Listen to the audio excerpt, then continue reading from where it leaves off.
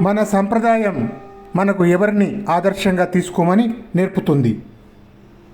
తన శౌర్యము, దార్శనికత, సంకల్ప శక్తితో ఈ ప్రపంచాన్ని బానిసలుగా చేసి 33 కోట్ల దేవతలను బంధించిన రావణుడి లాంటి శక్తివంతమైన నిరంకుశుడిని ఓడించిన శ్రీరాముడే మనకు ఆదర్శం.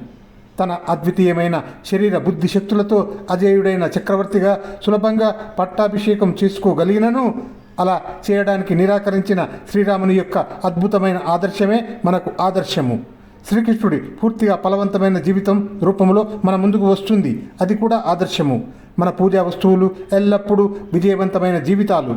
జీవితంలో విఫలమైన వారికి వారిలోనే ఏదో ఒక తీవ్రమైన లోపం ఉండేదని స్పష్టంగా తెలుస్తుంది. ఓడిపోయిన వ్యక్తి ఎలా వెలుగుని ఇచ్చి ఇతరులను విజయానికి నడిపించగలడు?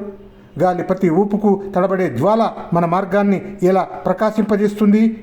ఉగ్రమైన తుఫాన్లు, వర్షాల మధ్య నిటారుగా బసకబారకుండా నిరంతరం చీకటిని పారద్రోలే ఒక జీవితం మాత్రమే, శ్రీరాముడి జీవితం మాత్రమే మన జీవితపు ఓడను విజయ తీరాలకు నడిపించగలదు.